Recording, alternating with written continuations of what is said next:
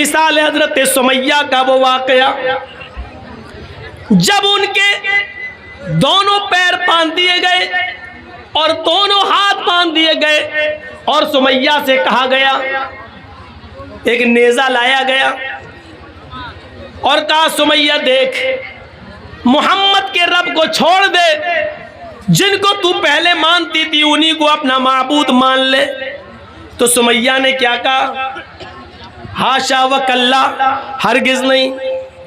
ابو جہل نے وہ نیزہ نکالا، ابو جہل نے وہ نیزہ اٹھایا اور پورا کا پورا سمیہ کے جسم میں، سمیہ کی شرمگاہ کے اندر، سمیہ کے پیشاب کے راستے میں پورا کا پورا وہ نیزہ داخل کر دیا، ادھر سے ڈالا اور اس طرف نکال دیا۔ سمیہ کے ہاتھ پیچھے سے بندھے تھے، وہ بوڑھی عورت تھی، آسمان پر نظریں ڈالتی ہے، اس موقع پر بھی اس کی زبان سے یہ نہیں نکلا اے اللہ تو میری مدد کر یا مجھے بچا لے۔ اس نے اپنی زندگی کے بارے میں نہیں کہا، اس نے دعا بھی مانگی تو یہ دعا مانگی، یا ربی ثبت قدمی علی دینک یا ارحم الراحمین، اے ارحم الراحمین، اے رحم کرنے والے، اے ہمارے رب، اس کا نیزہ میری شرمگاہ کو پار کر گیا ہے، اس کی دی ہوئی تکلیف سے کہیں میں اسلام نہ چھوڑ بیٹھوں، کہیں دین نہ چھوڑ بیٹھوں، اے اللہ مجھے میرے دین پر جمع دینا، مجھے میرے دین پر ثابت رکھنا، اے اللہ اس کی دی ہوئی تکلیفوں سے کہیں میں دین نہ چھوڑ بیٹھوں، کہیں تکلیفوں سے تنگ آ کر میں دین قربان نہ کر دوں۔ اس موقع پر بھی وہ اپنے دین کی سلامتی مانگ رہی ہے، یہ ہے اسلام میں رنگنا۔ سمیہ کو ستایا گیا لیکن سمیہ اسلام نہیں چھوڑ رہی ہے، اسلام سمیہ کو نہیں چھوڑ رہا ہے۔ یہ زندگی ہونی چاہیے ہماری اسلام لانے کے بعد اور اسلام کے ساتھ، لاکھ دنیا کوشش کرے۔ ابھی جا رہے ہیں نا تقریر کے بعد، کل شادی ہوگی ہمارے بچے کی، ہم 3 لاکھ روپے مانگیں گے۔ اس تقریر کا اثر کل پتہ چل جائے گا، کتنا اسلام ہمارے اندر آیا ہے۔ اپنے بیٹے کی شادی میں لڑکی والے سے 2 لاکھ روپے ہم مانگیں گے، 3 لاکھ مانگیں گے، موٹر سائیکل مانگیں گے، آپ دیکھ لیجئے گا۔ یہ اسلام ہماری زندگی کے اندر ہے، یہ اسلام۔ سمیہ کا اسلام دیکھو، اور اس کے بعد 2 اونٹ منگائے گئے، ایک اونٹ کا چہرہ پورب کی طرف کر دیا گیا، دوسرے اونٹ کا چہرہ پشچم کی طرف کر دیا گیا۔ یہ پیر سمیہ کا اس اونٹ سے باندھ دیا گیا اور دوسرا پیر سمیہ کا دوسرے اونٹ سے باندھ دیا گیا۔ ایک اونٹ کا چہرہ پورب کی طرف، ایک کا پشچم کی طرف۔ سمیہ کے دونوں پیر بندھے ہیں، ہاتھ تو پیچھے سے پہلے ہی بندھے ہوئے تھے۔ ابو جہل نے کوڑا اٹھایا، اے سمیہ ابھی ان اونٹوں کو بھگاؤں گا اور تو چیر دی جائے گی، تیرے پیر ایک ادھر ایک ادھر چیر دیا جائے گا اور بیچ سے تیرے 2 ٹکڑے کر دیے جائیں گے۔ اب بھی تو محمد کا دین چھوڑ دے، اب بھی تو اسلام چھوڑ دے۔ سمیہ نظریں آسمان پہ ڈال کے کہتی ہے، اے ابو جہل مجھے پاگل سمجھ رکھا ہے کیا؟ اسلام میں کیسے گھل گئی تھی، یہ دیکھیے منظر، اسلام میں کیسے گھلی ہوئی تھی وہ۔ کہتی ہے اے سمیہ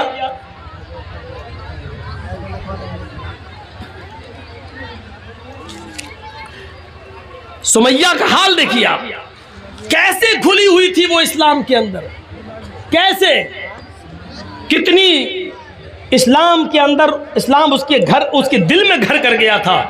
سمیہ کیا کہتی ہے، اے ابو جہل وہ دیکھ۔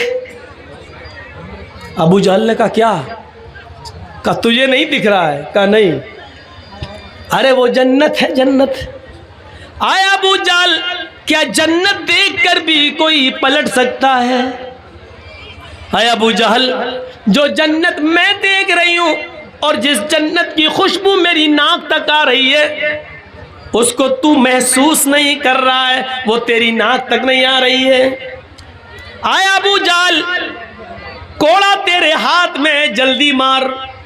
ابو جہل کہتا ہے سمیہ تجھے اپنی موت کا ڈر نہیں ہے؟ سمیہ مسکرا کے کہتی ہے ابو جہل جلدی مارنا ان اونٹوں کو، جلدی بھگا ان اونٹوں کو، جتنی دیر تو ان اونٹوں کو بھگانے میں لگا رہا ہے قسم ہے کعبے کے رب کی اتنی دیر مجھے جنت میں جانے میں لگ رہی ہے۔ اس منظر کو دیکھ کر آپ کیا کہیں گے میرے بھائیوں؟ وہ کیسے اسلام کے اندر رچ گئی تھی، بس گئی تھی، کیسے، کیا چیز تھی اس کے اندر جو اسلام اس کے اندر گھر کر گیا تھا؟ اس تکلیف کو دیکھ کر بھی وہ پلٹی نہیں، گھومی نہیں، اور ابو جہل نے غصے میں اونٹوں کو بھگا دیا۔ ابن سعد کے الفاظ ہیں طبقات کے اندر کہ سمیہ کے بیچ سے دو ٹکڑے ہو گئے، سر بچ گیا، یہاں سے ایک جسم کا حصہ الگ ہو گیا اور ایک حصہ سر کے ساتھ بچ گیا، لیکن مرتے وقت سمیہ کے چہرے پہ مسکراہٹ باقی تھی۔ ابو جہل نے پتھر اٹھا کر اپنے سر پہ مارنا شروع کر دیا۔ لوگوں نے کہا یہ کیا کر رہے ہو، پاگل ہو گئے ہو؟ کہتا ہاں میں پاگل ہو گیا ہوں، سمیہ کا سب کچھ چھینا، اس کی جان تک چھینی، اس کو موت کے گھاٹ بھی اتارا، لیکن پھر بھی سمیہ جیت گئی، میں ہار گیا۔ مرتے وقت بھی مسکرا رہی ہے، دیکھو مجھے چڑھا رہی ہے، مرتے وقت بھی وہ بالکل پس مردہ نہیں ہوئی، مرتے وقت بھی ہنستے ہوئے مری۔ اس نے تو مجھے للکار دیا ہے، اپنی جان ہنستے ہوئے دے دی ہے۔ دنیا کیا کہے گی؟ آنے والے دنوں میں نے ظلم بھی کیا تو ایک بوڑھی عورت کی اوپر ظلم کیا، میں نے جس بوڑھی عورت پہ ظلم کیا ابو جہل اس کی ہنسی اور اس کی مسکراہٹ بھی نہیں چھین سکا۔ میرے پیارے ساتھیوں، یہ ایمان تھا جو سمیہ کے اندر، یہ اسلام تھا جو سمیہ کے اندر گھل گیا تھا۔ ایک آج ہمارا اسلام ہے جو جلسوں کے بعد ابھی پتا چل جائے گا، یہاں سے نکلیں گے اور جائیں گے اسی وقت ہمیں پتا چل جائے گا کہ ہمارا اسلام کیا ہے۔ میرے پیارے ساتھیوں، ادخلوا فی السلم کافہ، جب اسلام کے اندر داخل ہوئے ہی ہو تو پورے کے پورے داخل ہو جاؤ۔ قرآن کہتا ہے یا ایھا الذین آمنوا لا تلہکم اموالکم ولا اولادکم عن ذکر اللہ ومن یفعل ذلک فاولئک ھم الخاسرون۔ اے ایمانو والو، تمہیں تمہارے مال اور تمہیں تمہاری اولادیں کہیں اللہ کے ذکر سے غافل نہ کر دیں، جو ایسا کرے گا وہ بہت بڑا نقصان اٹھائے گا۔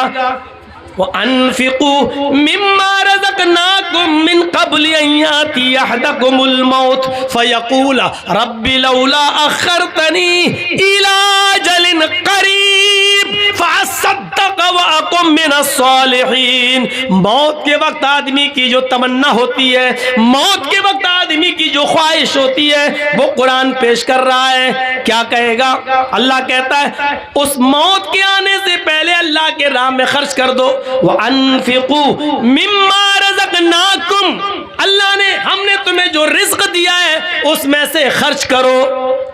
اس موت کے آنے سے پہلے، أَن يَأْتِيَ أَحَدَكُمُ الْمَوْتُ، اس موت کے آنے سے پہلے کہ جب تم میں سے کسی کو آئے، فیقول، اور اس وقت جب فرشتے کو وہ اپنی آنکھوں سے دیکھ لے کہ یہ میری روح قبض کرنے آیا تو چیخ پڑے فَأَصَّدَّقَ وَأَكُن مِّنَ الصَّالِحِينَ، مجھے تھوڑی سی مہلت اور مل جاتی، میں صدقہ اور خیرات کر لیتا۔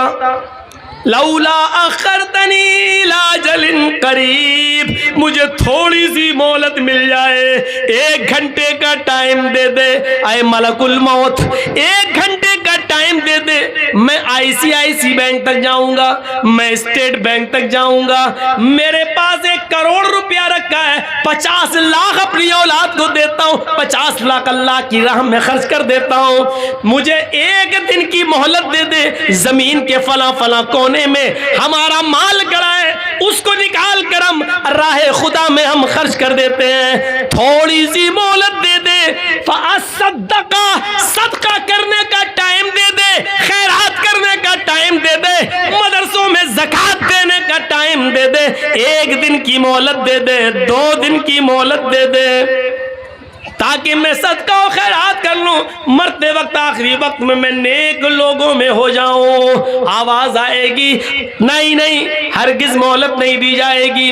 وَلَن يُؤَخِّرَ اللَّهُ نَفْسًا إِذَا جَاءَ أَجَلُهَا، جب کسی کی موت کا وقت آ جاتا ہے، جب کسی کا فکس ٹائم آ جاتا ہے، تو اب اس کو مہلت نہیں دی جاتی ہے، ہرگز نہیں۔ اللہ لالچی نہیں ہے، اب 50 لاکھ کے لیے، 1 کروڑ کے لیے تجھے 1 دن کی مہلت دے دے گا، نہیں، اب تیری موت کا وقت آ چکا ہے، اب تجھے مہلت نہیں دی جائے گی، بالکل نہیں۔ میرے پیارے ساتھیوں، مہلت مل چکی ہے اور ابھی مل رہی ہے، کوئی بھروسہ نہیں ہے موت کا، اس سے پہلے خرچ کر لو، صدقہ دے دو، خیرات کر لو، جو چیز تمہیں کرنا کر لو، ابھی جو تم دے دو گے وہی تمہارا ہے، جو خرچ کر لیا وہی آپ کا ہے، جو آپ کے پاس ہے وہ آپ کا نہیں ہے، جو آپ کے پاس ہے وہ آپ کا نہیں ہے، جو خرچ کر چکے ہو اللہ کی راہ میں وہ آپ کا ہے، کیونکہ وہ ایک جگہ جمع ہو چکا ہے۔ فرمایا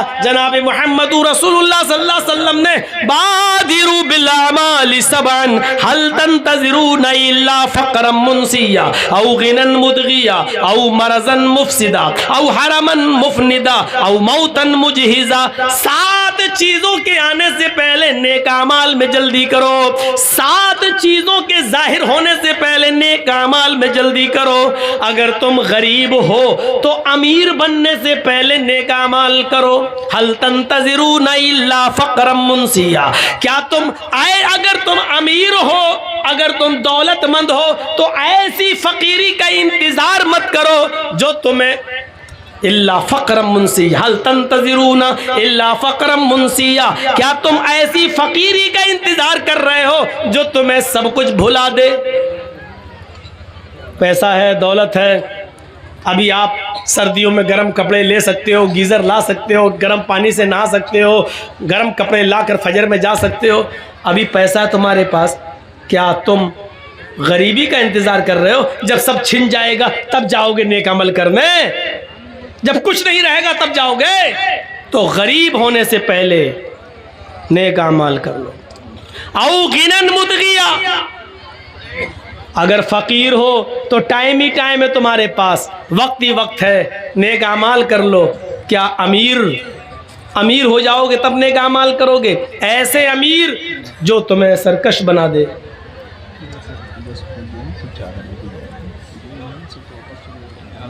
آپ کے اوپر پیدا ہیں جو کہتے ہیں ایسے پلس نہ ہو نہیں پایا، وہ کہتے ہیں قدر میں ہوگا ہی نہیں، قدر تو بند ہے، اس لیے مسئلہ ہو گیا۔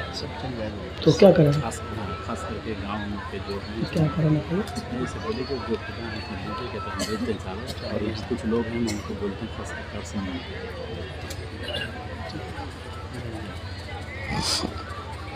تو ان 7 چیزوں کے آنے سے پہلے ہمیں اور آپ کو نیک عمل کرنا ہے۔ اگر امیر ہو تو غریبی سے پہلے، غریب ہو تو امیری سے پہلے۔ جب غریب آدمی امیر بنتا ہے نا تو ایک دم سرکش ہو جاتا ہے، وہ سوچتا ہم نے اپنے ہنر سے کمایا، تو ایسی سرکشی کا انتظار، ایسی امیری کا انتظار مت کرو۔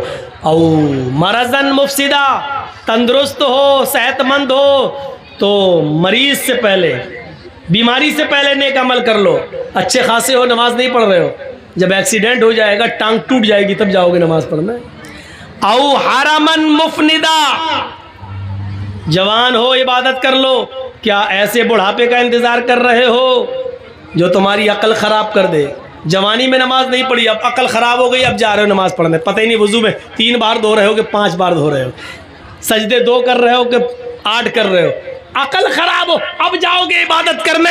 او موتن مجھزا، یا اچانک آ جانے والی موت سے پہلے نیک عمل کر لو۔ زندہ ہو تو عمل کرو، کیا موت کا انتظار کر رہے ہو؟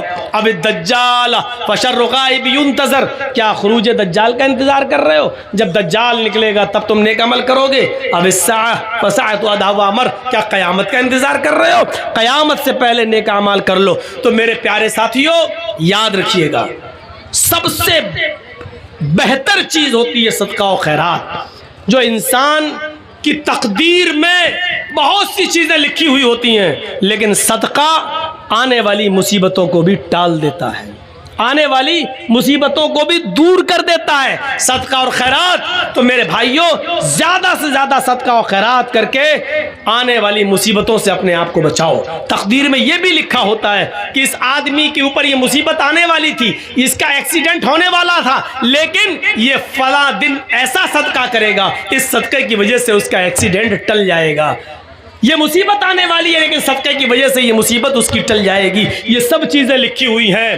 तो जितना चंदा होना चाहिए उतना हुआ नहीं।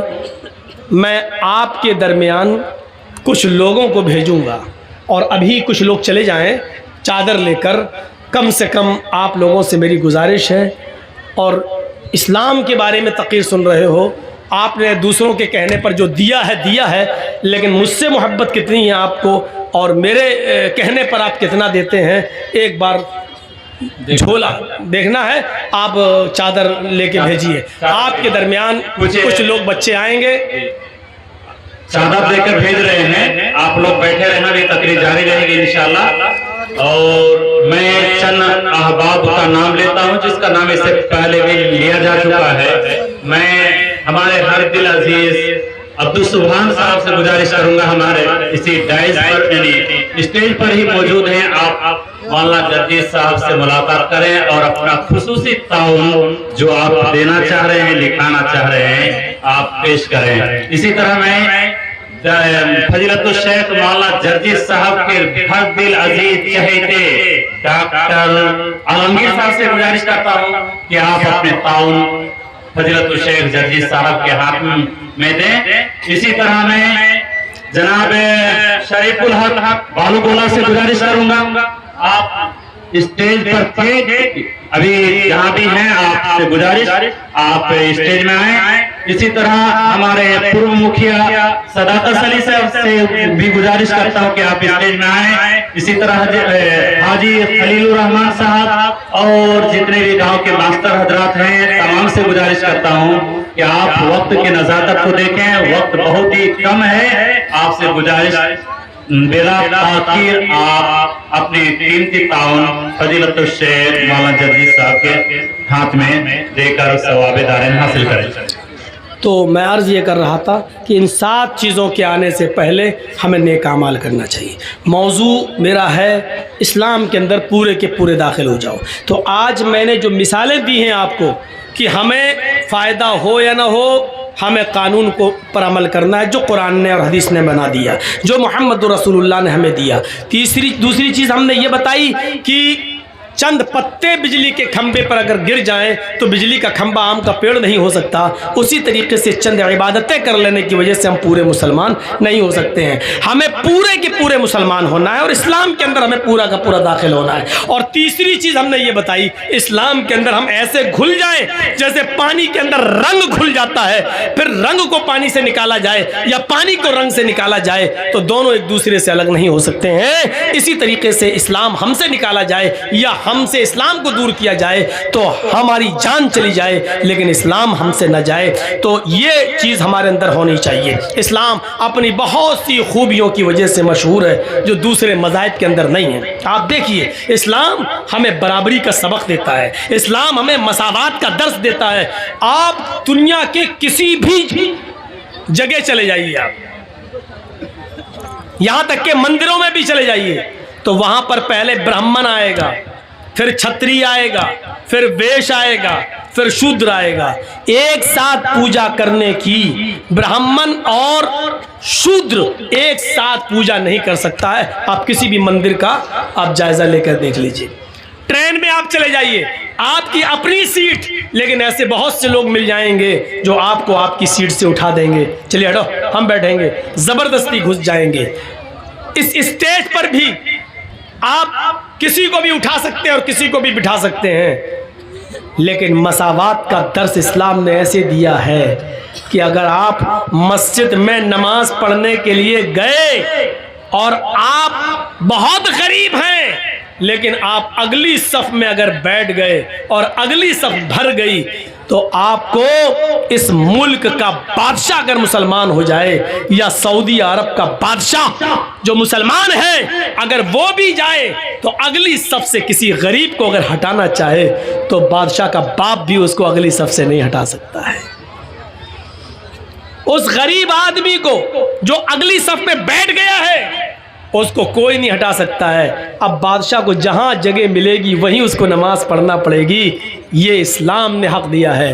تم اپنے گھر میں کسی کو بھگا سکتے ہو, اپنے گھر میں کسی کو اٹھا سکتے ہو, اپنی پنچایتوں سے اٹھا سکتے ہو. یہ مسجد ہمارا گھر ہے اور ہمارے گھر میں آئے ہوئے سب برابر ہیں, فقیر بھی اور امیر بھی, غریب بھی اور بادشاہ بھی.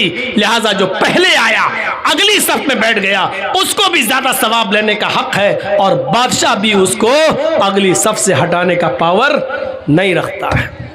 یہ مساوات کا درس اگر ملے گا تو اسلام کے اندر ملے گا.